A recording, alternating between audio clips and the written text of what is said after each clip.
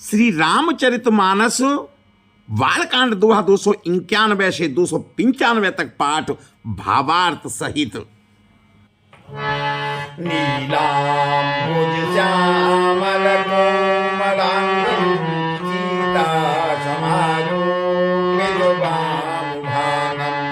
पाणौ महासायक चारुचापं नमामि रामं श्री रघुवंशनाथं। नमो राघवा। श्री रामचरितमानस बालकांड दोहा 286 से 290 तक का पाठ आपने श्रवण किया, जिसमें धनुष यज्ञ के बाद राजा जनक अपने नगर की तैयारी कर रहे हैं, सजावट कर रहे हैं श्री राम और श्री जानकी जी के विवाह की, और इसी के साथ साथ अपने दूत अयोध्या में भेजते हैं। और अयोध्या में दूत पहुंच करके राजा दशरथ को पाती देखते हैं, और पाती पढ़ करके राजा दशरथ बड़े आनंदित हो जाते हैं, प्रसन्न हो जाते हैं। वहां का माहौल भी मंगलमय और आनंदित हो जाता है। पाती को बार बार पढ़ते हैं, अपने राज्यसभा में सुनाते हैं। उसी के बीच भरत और शत्रुघ्न आ जाते हैं और वो पूछते हैं कि हे तात, ये पाती कहां से आई है, किसकी पाती है? तो जब उनको पता चल जाता है तो वो भी बड़े बहुत आनंदित होते हैं, प्रसन्न होते हैं। अब इस भाग में आप दोहा 291 से 295 तक का श्रवण करेंगे और देखेंगे कि किस तरीके का वो आगे की कथा आनंदित और प्रसन्न करने वाली है।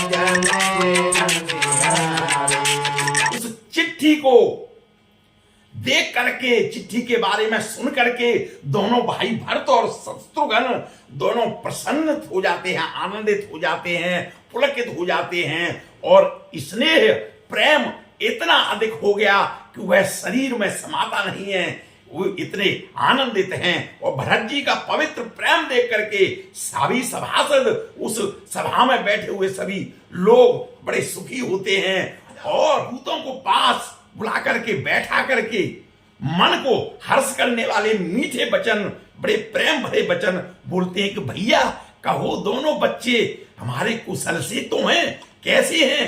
क्या आपने दोनों को अपनी आंखों से देखा है? ऐसे वचन राजा दशरथ उन दूतों से बोलते हैं।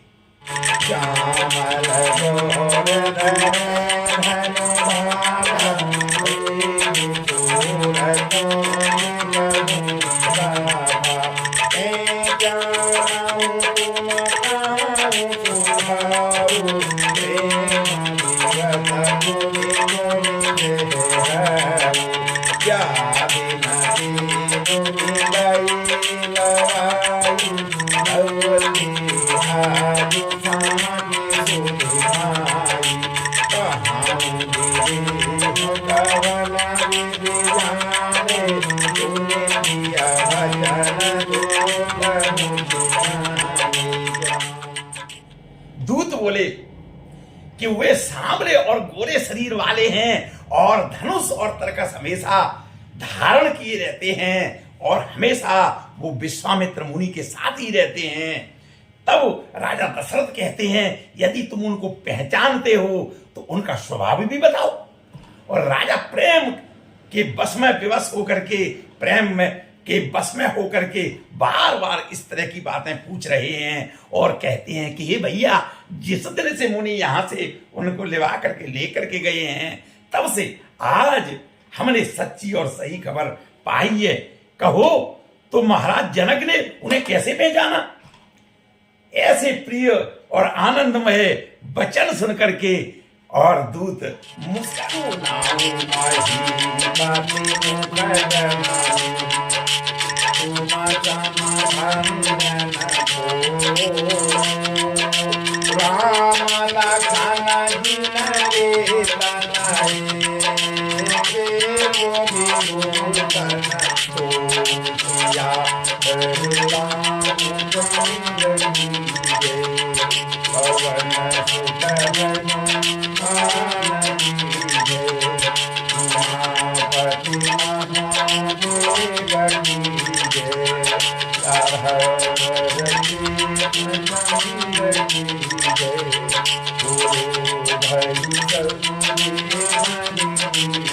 तब दूतों ने कहा कि हे राजाओं के मुकुटमणि, हे महाराज सुनिए, आपके समान, आप जैसा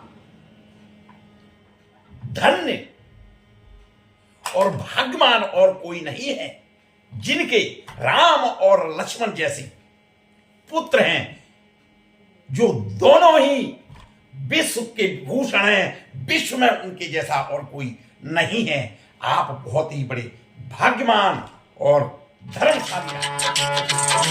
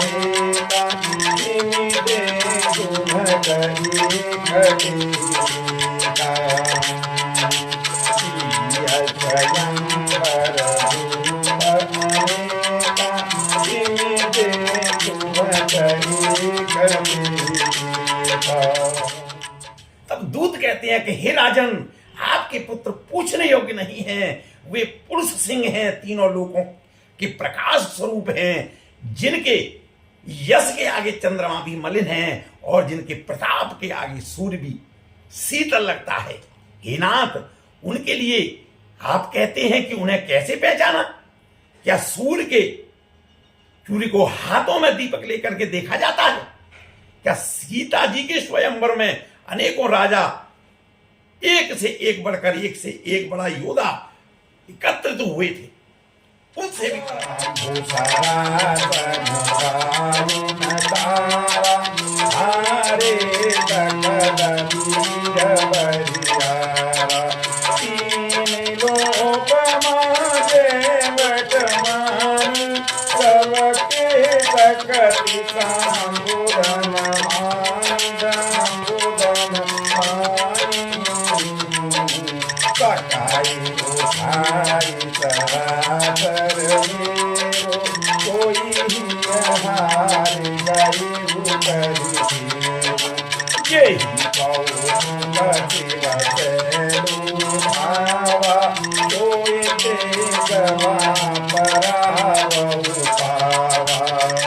परंतु शिव जी के धनुष को कोई भी हटा नहीं सका, उसको हिला नहीं सका। सारे बलवान वीर हार गए, पराजित हो गए।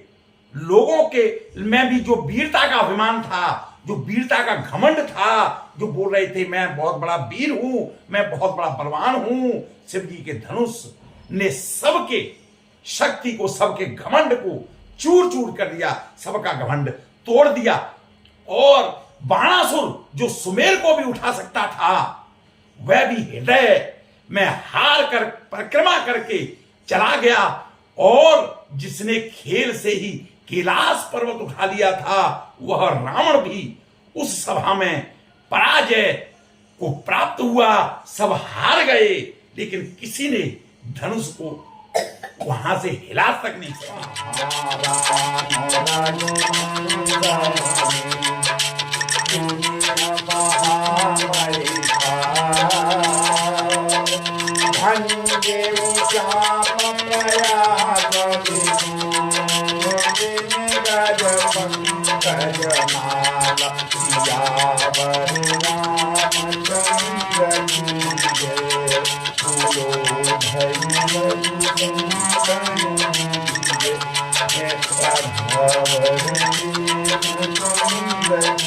हे महाराज सुनिए, वहां जहां ऐसे ऐसे योद्धा हार मान गए, रघुवंश मणि श्री रामचंद्र जी ने बिना प्रयास किए ही शिव जी के धनुष को वैसे ही तोड़ डाला जैसे हाथी कमल की डंडी को तोड़ डालता।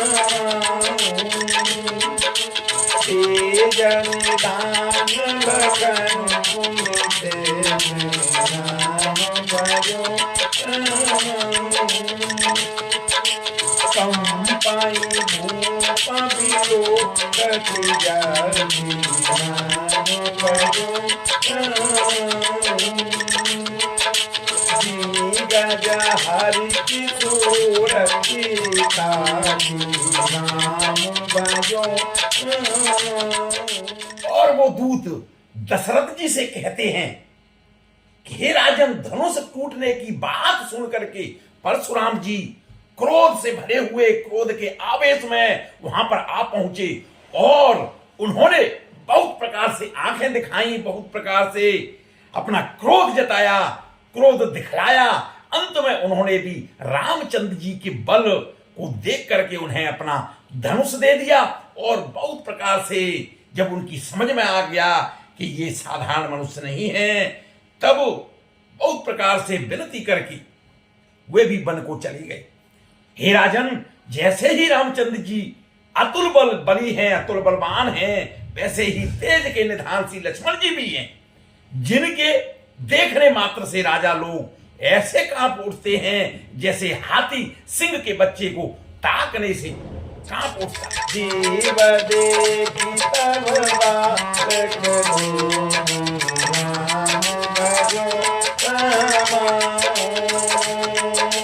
हवन आकी तर आवत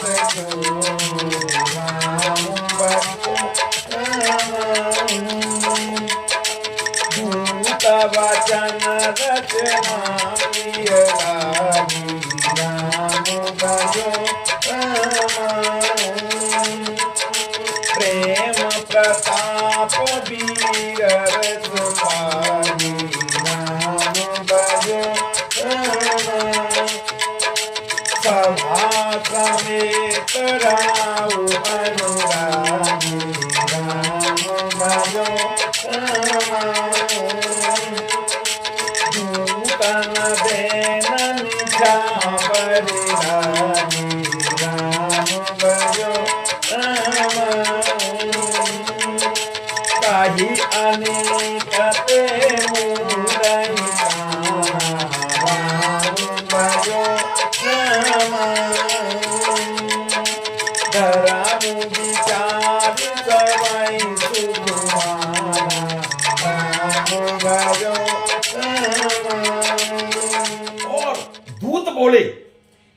देव, आपके दोनों बालकों को देखने के बाद अब आंखों के नीचे कोई आता ही नहीं है और कुछ समझ में आता ही नहीं है। हमारी दृष्टि पर कोई दूसरे व्यक्ति का प्रभाव चढ़ता ही नहीं है।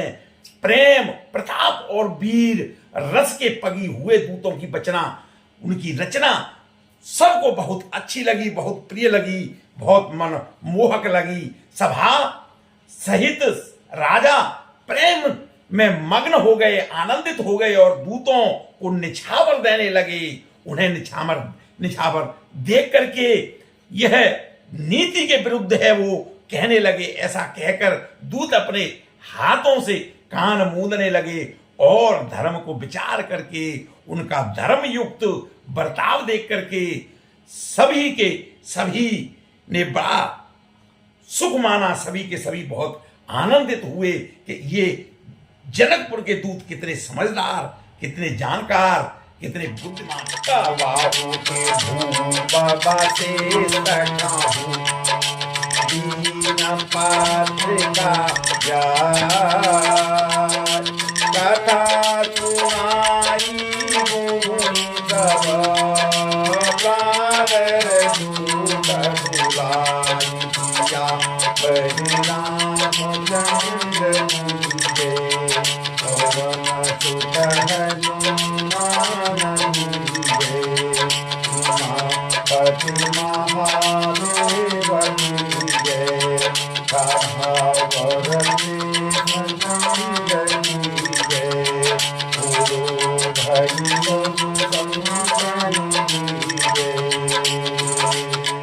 राजा दशरथ ने उठ करके वशिष्ठ जी के पास जाकर उन्हें पत्रिका दी और सम्मान पूर्वक, आदर पूर्वक दूतों को बुलाकर सारी कथा गुरु जी को सुना।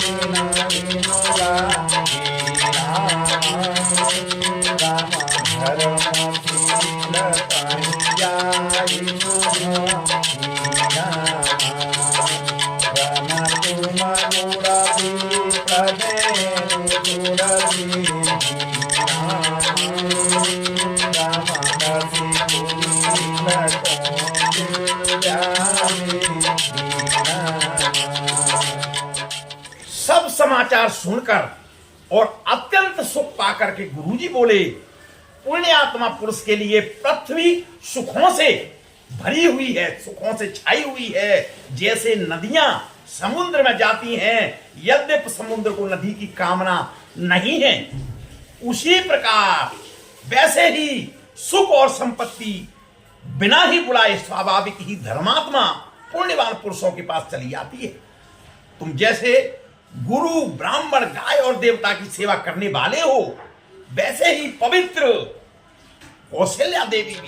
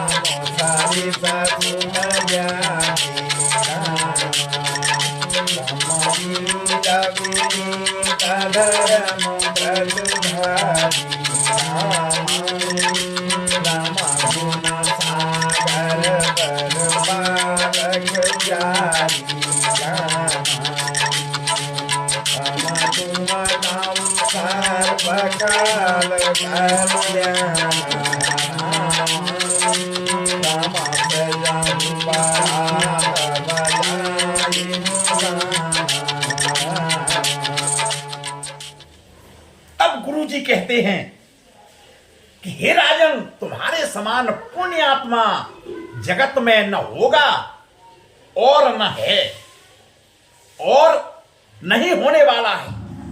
हे राजन, तुमसे अधिक पुण्य और किसका होगा जिसके राम जैसे राम सरी के पुत्र हैं और जिसके चारों बालक वीर विनम्र धर्म का व्रत धारण करने वाले और गुणों के समुद्र हैं। तुम्हारे लिए सभी कालों में कल्याण है। ये ते डंका बजा करके बारात बजाओ, बाजे बजाओ।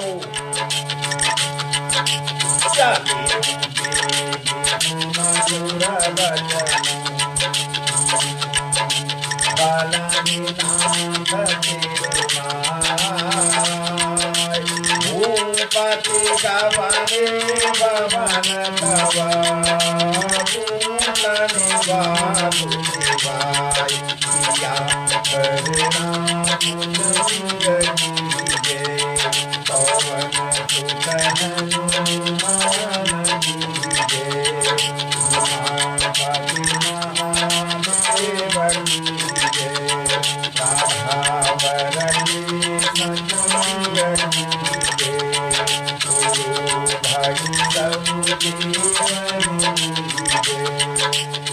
और गुरु जी ने कहा कि जल्दी चलो।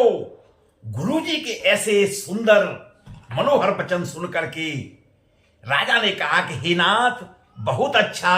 और राजा ने गुरु जी को सिर नवा करके और दूतों को उनको सुलाने की जगह उनको बास दिलवा करके राजा अपने महल में चले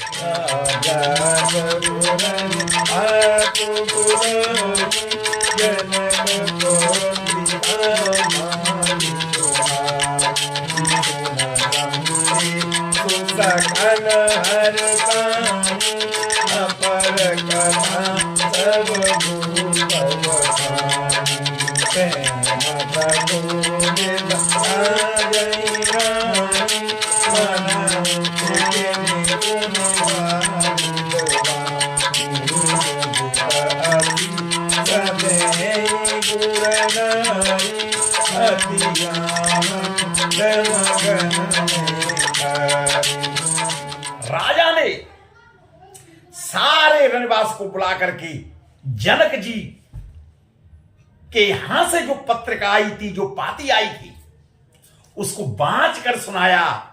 और समाचार सुन करके सब रानियां, सारा रणवास खुश हो गया, प्रसन्न होगा, हर्षित हो गया। और राजा ने फिर दूसरी बार सब बातें जो दूतों के मुख से सुनी थी वे सब वर्णन की, सारी बातें बताई।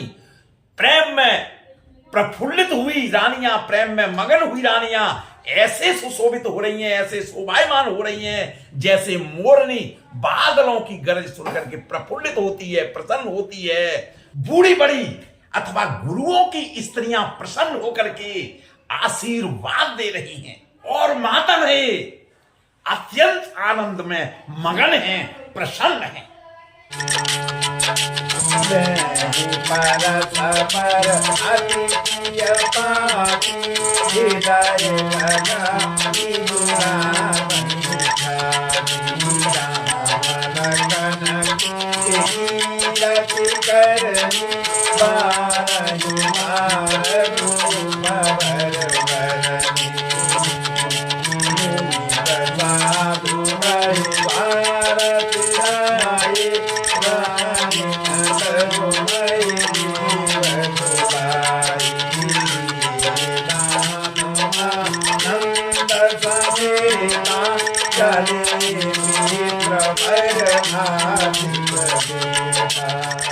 उस अत्यंत प्रिय पत्रिका को, उस पाती को आपस में ले करके सभी अपने हृदय से लगा करके अपनी छाती को शीतल कर रहे हैं, ठंडा कर रहे हैं। और राजाओं में श्रेष्ठ दशरथ जी ने श्री राम और लक्ष्मण की कीर्ति और करनी जो दूतों से सुनी थी वो बार बार वर्णन की, बार बार वर्णन कर रहे हैं, बार बार कह रहे हैं।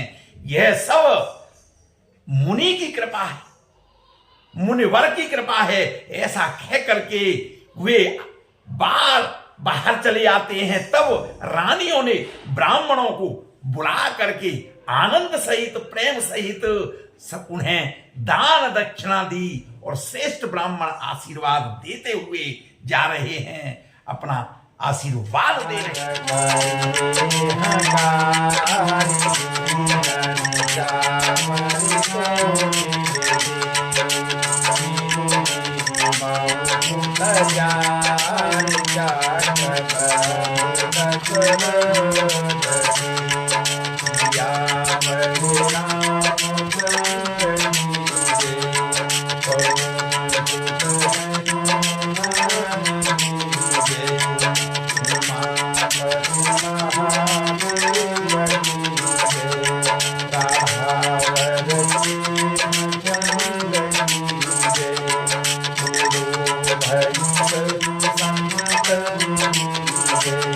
भिक्षुओं को बुला करके, जाचकों को बुला करके और करोड़ों प्रकार की निछावर कर रहे हैं, करोड़ों प्रकार के दान दे रहे हैं उन्हें। और चक्रवर्ती महाराज दशरथ के चारों पुत्र चिरंजीवी हों, अमर रहे, ऐसा वो आशीर्वाद दे रहे हैं। ऐसा सुंदर माहौल, ऐसा आनंदित माहौल, इतना प्रसन्नमय माहौल वहां नमो राघवाय। रामायण, भागवत, गीता और शास्त्रों के प्रसंग तथा सत्संग के लिए, धार्मिक स्थल तथा मंदिरों की जानकारी के लिए, त्योहार और उत्सवों की पौराणिक कथाओं के लिए देखते रहिए प्रभु दर्शन चैनल। यदि आप पहली बार देख रहे हैं तो आपसे अनुरोध है, चैनल को लाइक करें, सब्सक्राइब करें, लोगों को भेजें, खुद श्रवण करें और सनातन धर्म के प्रचार प्रसार में मेरा सहयोग करें। नमो राघवाय।